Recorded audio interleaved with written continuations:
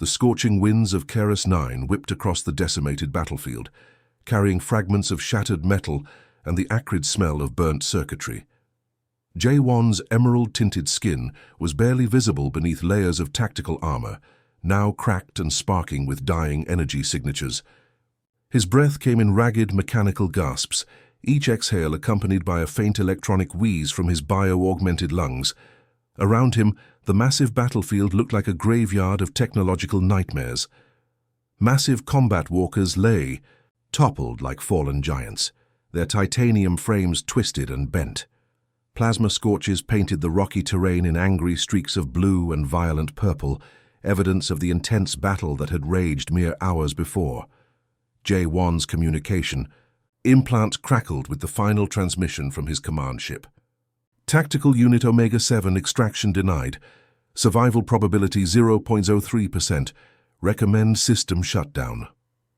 The cold computerized voice held no emotion, no hint of the years of service, the countless missions, the sacrifices he had made for the collective. His right arm, more machine than organic material, twitched involuntarily. Multiple fracture points, critical power loss, external damage exceeding 68%. Standard protocol dictated immediate termination. Soldiers were resources, not individuals. Efficiency trumped sentiment. In the distance, massive starships of the collective fleet began their withdrawal. Sleek, obsidian-like vessels rose from the planet's surface, their anti-gravity drives creating massive displacement waves that made the ground tremble. Hundreds of smaller fighter craft swarmed around them like metallic insects, forming protective formations. J1 watched, his enhanced vision tracking each movement. He knew every ship, every tactical formation. He had trained for centuries, served in countless interstellar conflicts. And now he would die alone, forgotten, his entire existence reduced to a statistical calculation. A strange sound caught his attention, not the mechanical hum of departing ships or the crackling of damaged equipment. This was different, a rhythmic, almost organic sound of an approaching vehicle. Through the thick smoke and electromagnetic interference, a medical transport emerged. Its design was distinctly different from the angular, aggressive collective ships. Curved lines, softer edges, with markings that seemed almost colorful, human. The transport moved with a precision that suggested both caution and determination. Its external scanners swept the battlefield, cutting through the chaos and destruction. Most would have overlooked a single, critically damaged soldier, but not these humans. Inside the medical transport, Dr. Hai-Jin Park adjusted her scanning parameters. Her colleagues had already evacuated, calling her mission suicidal. "No soldier gets left behind," she muttered, a phrase that seemed more like a personal mantra than standard procedure. Her fingers danced across holographic interfaces, triangulating J1's biosignatures. Alien physiology was complex, but she had spent years studying xenobiology. Where others saw an impossible rescue, she saw a challenge. The transport's external speakers triggered, sending out multilingual distress signals. Survivor detected. Medical assistance incoming. Hold position. J1 would have laughed if his vocal processors allowed. Hold position. He was literally dying in the middle of a war zone, surrounded by the remnants of a battle that would soon be forgotten by history. As the medical transport descended, its stabilization jets creating mini dust storms, J1 noticed something extraordinary. The pilot, this human, was not following any conventional rescue protocol. She was taking risks, exposing herself to potential threat zones, all to rescue a single, seemingly hopeless soldier. His last conscious thought before system shutdown was a mixture of confusion and something else, an emotion his computational brain struggled to process. Hope. The human medical transport landed, its exterior shields flickering with protective energy. Rescue protocols initiated. A lone figure in advanced medical gear emerged, carrying equipment that looked both familiar and alien. Dr. Hai-Jin Park was about to change everything. End of part 1. Would you like me to continue with the next part of the story? The medical transport's airlock hissed open, releasing a pressurized burst of sterilized atmosphere. Dr. Hyejin Park moved with calculated urgency, her advanced exo-medical suit adapting to the harsh battlefield environment. Specialized nanosensors scanned the terrain, mapping potential threats and analyzing the alien soldier's critical condition. Jae-won's bio-readings were a nightmare of conflicting data. His hybrid physiology, part organic, part mechanical, required an approach no standard medical protocol could handle. Conventional medical systems would have declared him beyond saving, but Hyejin saw something different, a challenge, a life worth fighting for. Her hand-mounted diagnostic scanner began its intricate work. Holographic displays flickered around, her translating complex alien biological data into readable formats. Multiple organ systems were failing. Cybernetic augmentations were shorting out. His internal support systems were literally cannibalizing themselves to maintain minimal life functions. "You're one tough bastard," she muttered, switching between 3 different medical interfaces. Her specialized training in xenobiology was about to be pushed to its absolute limit. The battlefield around them remained dangerous. Automated defense, systems from destroyed combat units, still sparked randomly. Electromagnetic interference created ghost signals that could trigger hidden weapon systems. One wrong move could turn this rescue into a fatal mistake. Hyejin's transport had medical capabilities far beyond standard military equipment. Developed through years of interstellar conflict research, it contained adaptive medical technologies that could reconstruct biological systems at the molecular level. But this was different. This was an alien soldier whose physiology was fundamentally unlike anything in human medical databases. She activated her suit's advanced stabilization field. Nanomechanical arms extended from her medical pack, each designed to interface with different biological systems. The first probe connected with Jae-won's damaged communication implant, sending carefully calibrated restoration signals. His body twitched.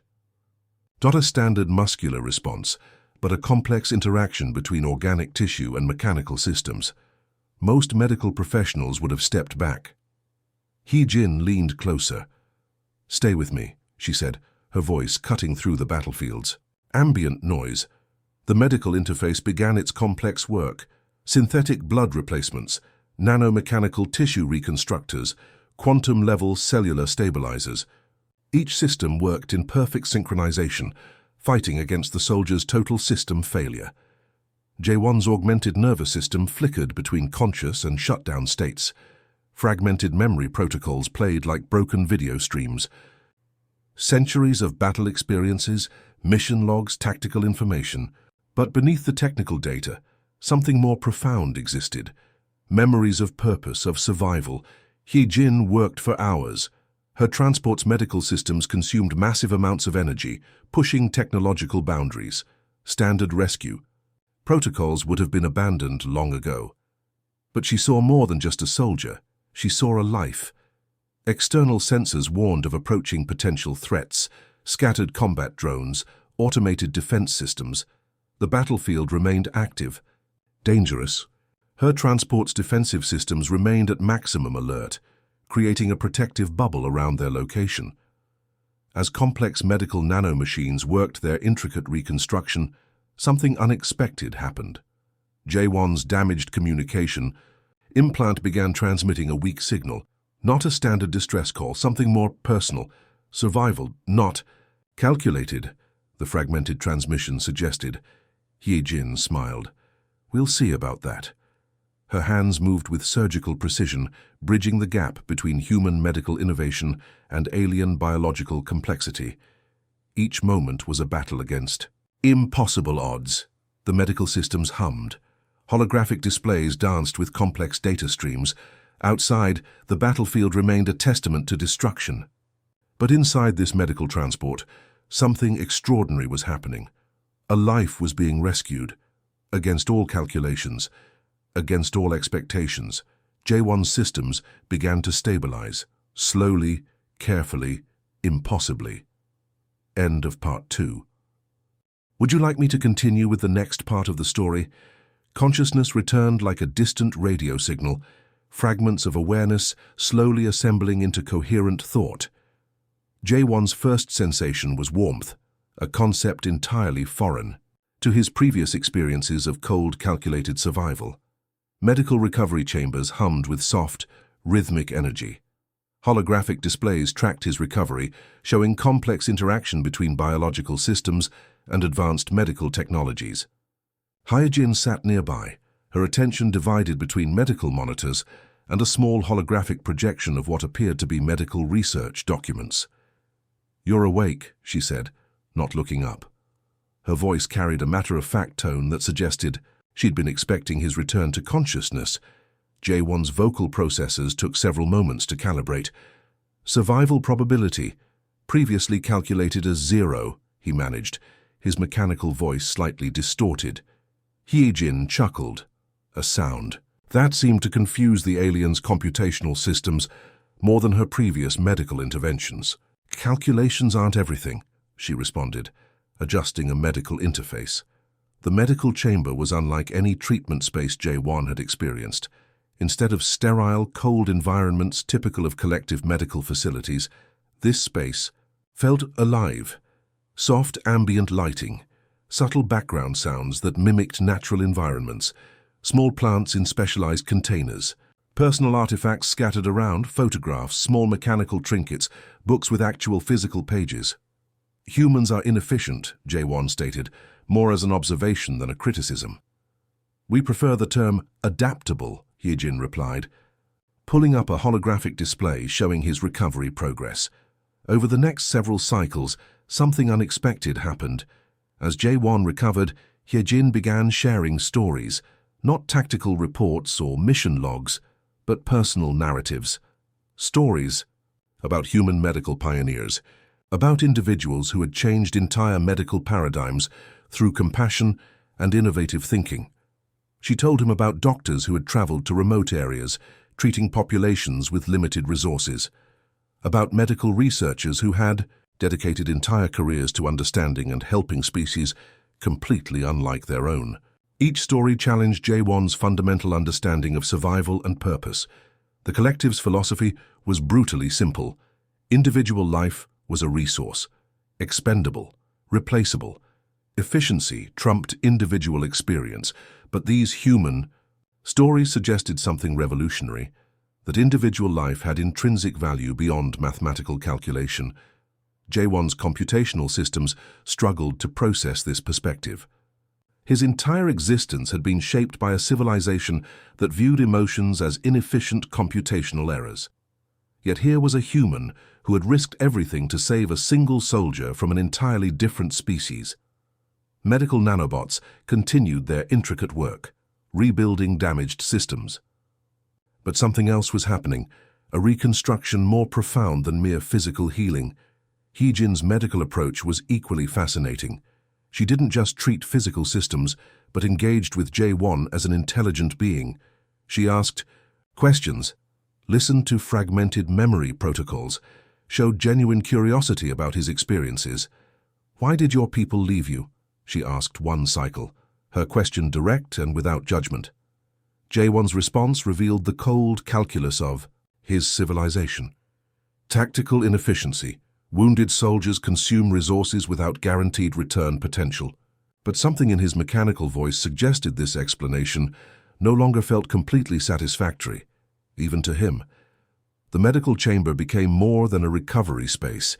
It transformed into a bridge between two fundamentally different perspectives of existence, between cold computational logic and warm, unpredictable human compassion. Outside the medical transport, distant star systems continued their ancient dance. Civilizations rose and fell. Conflicts consumed resources. But here in this small, extraordinary space, something revolutionary was happening. An alien soldier was learning that survival meant more than mathematical probability. A human medic was proving that compassion could be the most powerful technology of all. End of part 3. Would you like me to continue with the next part of the story? The medical transport's communication systems crackled with urgent transmissions. Distant conflict zones flickered across holographic displays, planets consumed by wars, populations displaced, entire civilizations hanging by fragile threads. Hyojin's Fingers moved across complex interface systems, tracking multiple humanitarian crisis points. J1 observed her, his enhanced optical systems analyzing her movements with precise calculation. "We could help them," she muttered, more to herself than to her alien companion. J1's computational systems processed the statement. "Intervention without strategic advantage is illogical," he responded, echoing his previous collective training. He-Jin's laugh was sharp, unexpected. "Watch me." Their medical transport wasn't just a vehicle, it was a highly sophisticated humanitarian intervention platform. Advanced medical technologies, adaptive shield systems, rapid deployment capabilities that could navigate through active conflict zones with minimal risk. Outside the transport's reinforced windows, distant star systems told stories of endless conflict.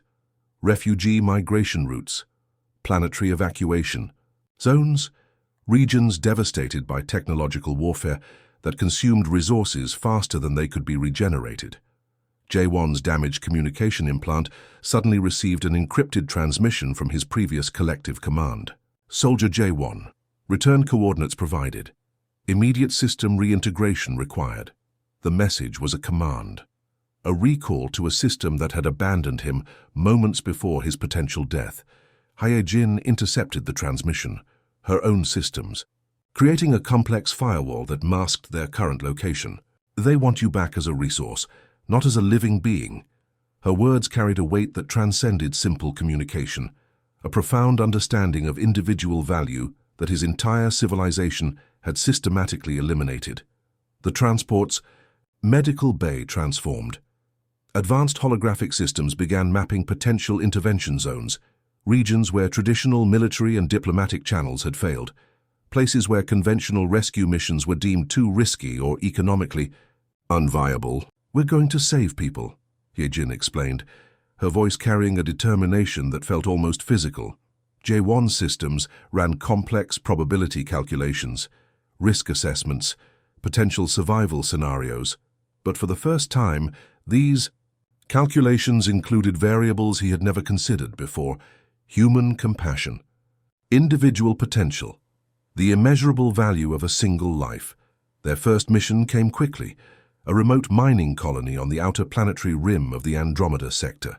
Traditional communication channels suggested total population extinction.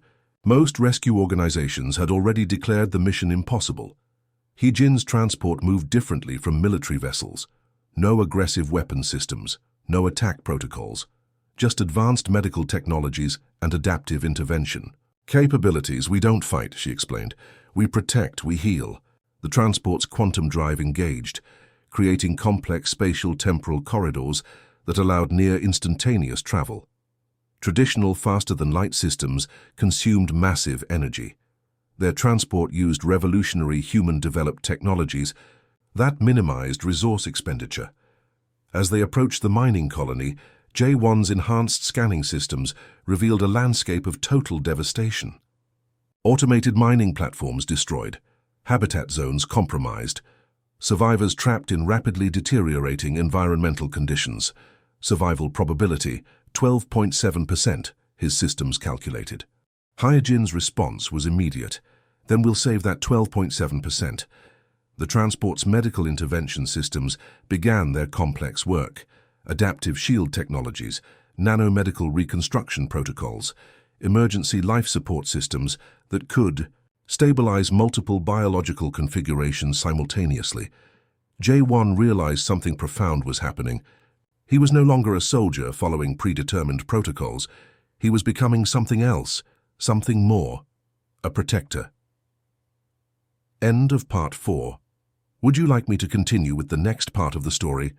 The Interstellar Humanitarian Rescue Corps emerged, not from military academies or government initiatives, but from a simple belief: every life matters. Hyejin and J1 transformed from unlikely companions to legendary rescuers, their reputations spreading across multiple star systems like a beacon of hope. Their transport, once a simple medical vessel, now represented something far more significant, a symbol of cross-species cooperation that challenged every existing galactic paradigm. Each mission became a testament to their unique approach: not conquering, but healing. Distant planetary communications began tracking their movements. Refugee. Colonies would whisper their names with a mixture of hope and disbelief. The medical transport became more than a vehicle. It was a promise of survival. On the toxic mining planet of Kerak-12, they rescued 287 survivors from multiple species. Where traditional rescue missions would have calculated acceptable losses, Hyejin and Jae-won saw each life as irreplaceable. Advanced medical technologies worked alongside pure human determination. Jae-won's mechanical systems had transformed. No longer a cold computational machine, he now processed information through a lens of compassion.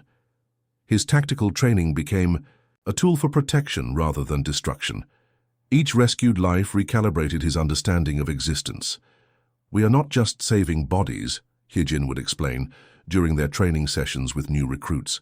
"We are preserving potential." Their recruitment became legendary.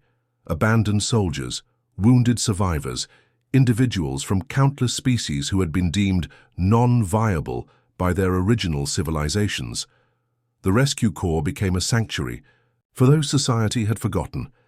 Advanced medical technologies merged with compassionate intervention strategies, quantum healing chambers, adaptive biological reconstruction systems, technologies that could stabilize life forms from over 47 different planetary configurations.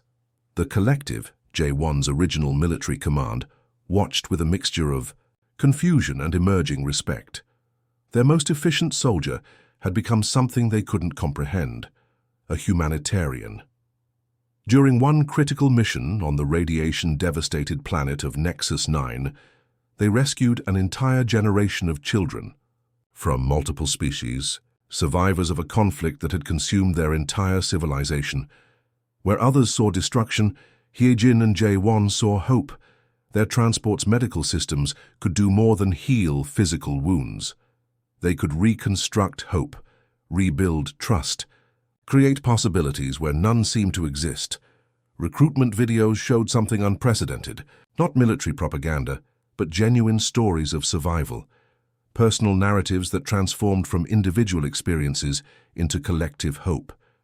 "We don't choose sides," Jae-won would explain to new recruits. "We choose life." The Rescue Corps developed technologies that revolutionized interstellar medical intervention, adaptive medical nanobots that could stabilize multiple biological systems simultaneously, quantum healing chambers that could reverse cellular degradation across species boundaries. Their reputation grew, not through military might, but through consistent, compassionate intervention. Each mission became a statement. No life is expendable. No civilization is beyond saving. Governments and military commands watched with a mixture of confusion and emerging respect. These weren't traditional peacekeepers. They were something entirely new. Humanitarian warriors who fought not with weapons, but with compassion. On the 5th anniversary of their first mission, the Interstellar Humanitarian Rescue Corps had saved over 1.2 million lives from 63 different planetary civilizations, not through conquest, but through healing. Hyejin and Jae-won stood together, watching another successful mission completion. Two beings from fundamentally different origins, united by a simple revolutionary concept: every life matters. The transport's quantum drive hummed softly. Another mission awaited, another opportunity to transform survival from a mathematical calculation into a living, breathing reality. Hope had become their most powerful technology. End of Part 5. Would you like me to provide an epilogue or make any modifications to the story?